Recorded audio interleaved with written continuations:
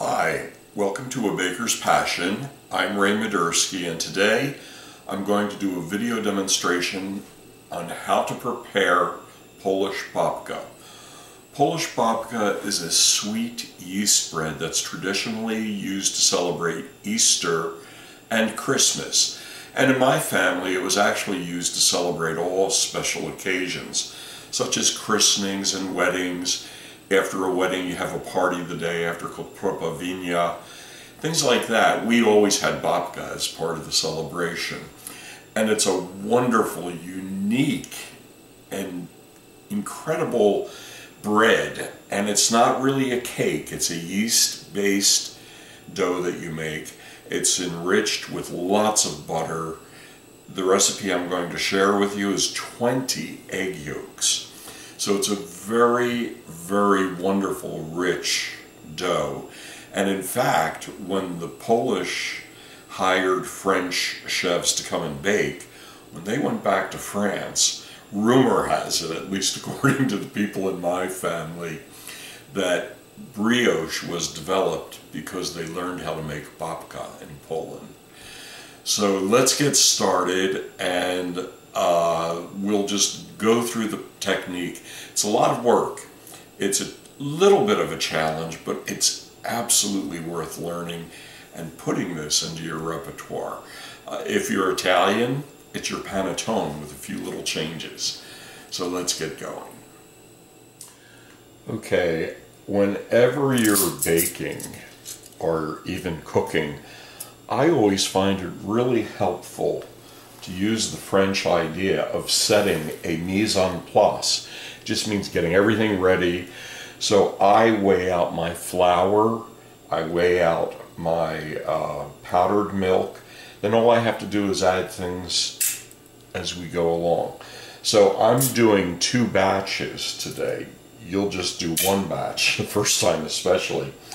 But I'm just going to do it because I've got to make it for my family and for the people at St. Mark's. So what I'm going to do is add 7 ounces of hot water to the powdered milk. We'll dissolve the powdered milk, then we'll put in the honey, the malted barley syrup, and then I use, and it is optional for you, but I use the powdered malted barley also.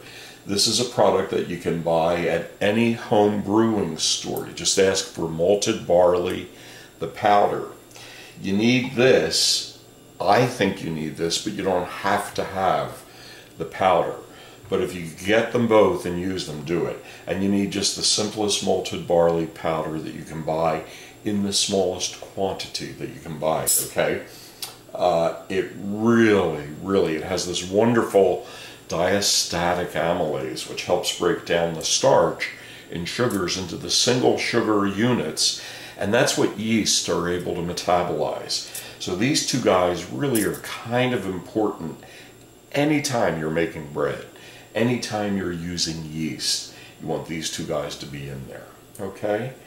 So what we'll do is we'll get this on the scale, and I'll get some hot water.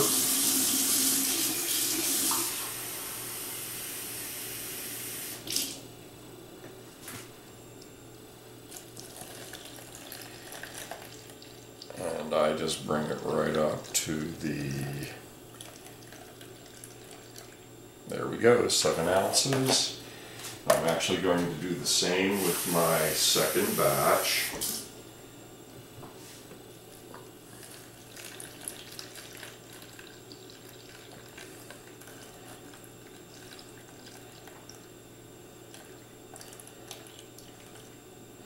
There we go.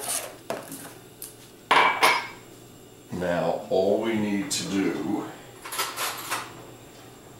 is dissolve the milk in the water.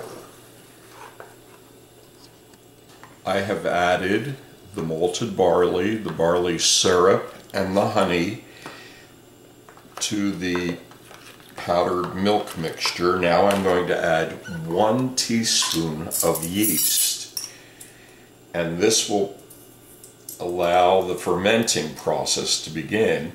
And what we're doing here, we're making a sponge, but a very specific one called a Polish, which is named, in fact, by the French in honor of the Polish bakers, because they brought this technique. That's why people say brioche probably evolved from babka. But they brought this technique back to Paris with them, to France. Okay, so what we do is just add the instant yeast, give it a little bit of a stir to make sure all the granules are getting some of that moisture. And then we're just going to let it stand and begin to ferment, proof, to make sure that the yeast is active, for about 10 or 15 minutes. It's been about 12 minutes, so I have my weighed bread flour, and all I'm going to do is stir it into the mixture. Then we're going to cover the containers and allow the Polish to grow until it's about double, maybe even triple in volume.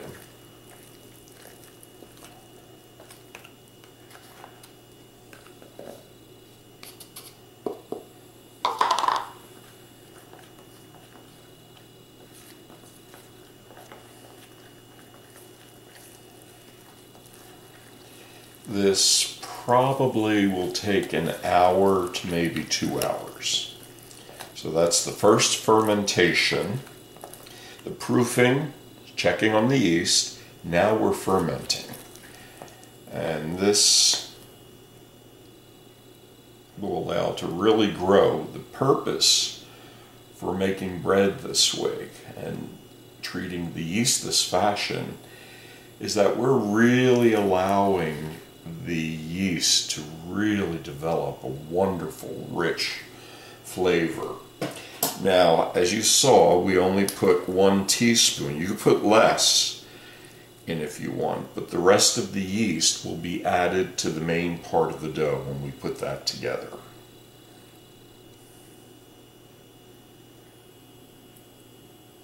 Okay, and there we go. These guys will get a lid, and we'll let them ferment for the next hour or so. It has been an hour and about a half, and you can see that the Polish, our sponge, has really grown beautifully. So now what we do is we beat the egg yolks with the sugar using the paddle attachment. Once they form kind of a light foam, we're not trying to whip it into anything, we will then add the flour and the Polish. We'll then knead the dough for 10 minutes, maybe a little bit more, we'll see how it goes. Then we'll add the butter. It's always good to knead the dough before adding the fat component. So I'm going to begin just on medium-low speed, breaking up the egg yolks, and then slowly adding the sugar, 18 egg yolks, 7 ounces of granulated sugar,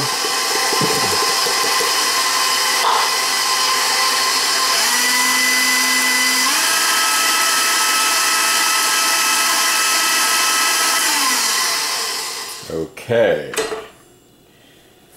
now we're going to add the Polish.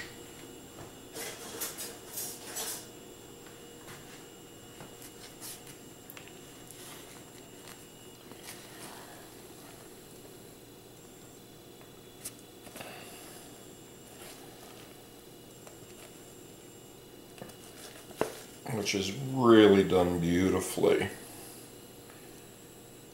You can see it's not really hard, but there are many steps involved over a period of time. And I think that's why some people are somewhat intimidated by doing these very beautiful, wonderful yeast sweet doughs. But it's really quite simple when you get down to it, especially if you have a mixer, a heavy-duty mixer. You want to start with the paddle attachment, and then eventually we'll move on to using our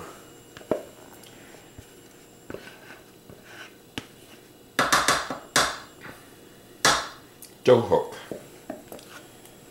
There we go.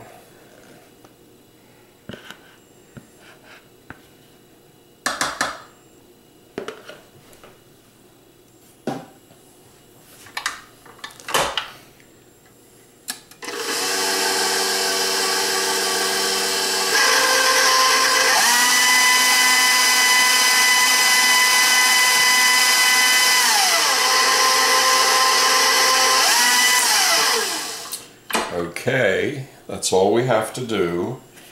Now we're going to add the flour, the salt, and the additional yeast in the recipe.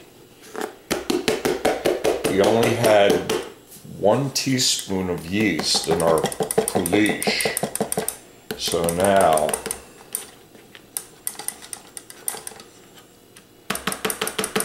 we're adding the flour, which has 6½ additional teaspoons.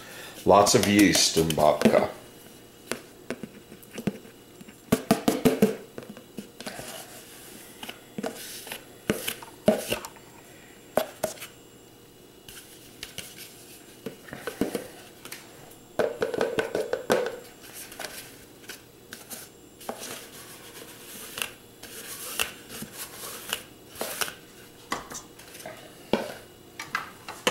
Okay, now I'm just going to stir just to fully incorporate the dry and the wet ingredients.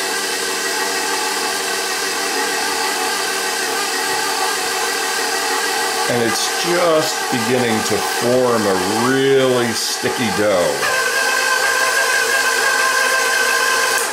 Okay, now I'm going to take the bowl and I'm going to cover it for 20 minutes. This in a professional bakery would be the autolysis part of the fermentation. What we're doing is, because we're using instant yeast, we're allowing the additional yeast that was mixed in with the flour to just absorb some of the liquid. So 20 minutes. Then we'll begin the actual kneading of the dough. Okay, the dough hook's ready and set, and we're going to begin kneading on medium-low speed for 10 to 12 minutes.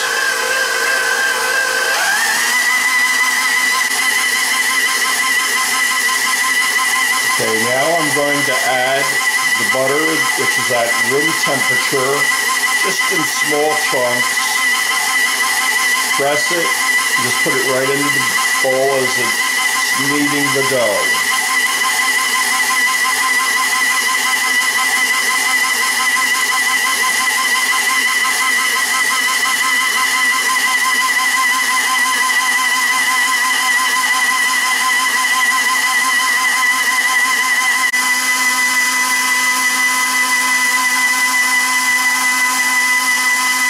Next, I'm adding the raisins, which have been plumped with some warm water and some rum.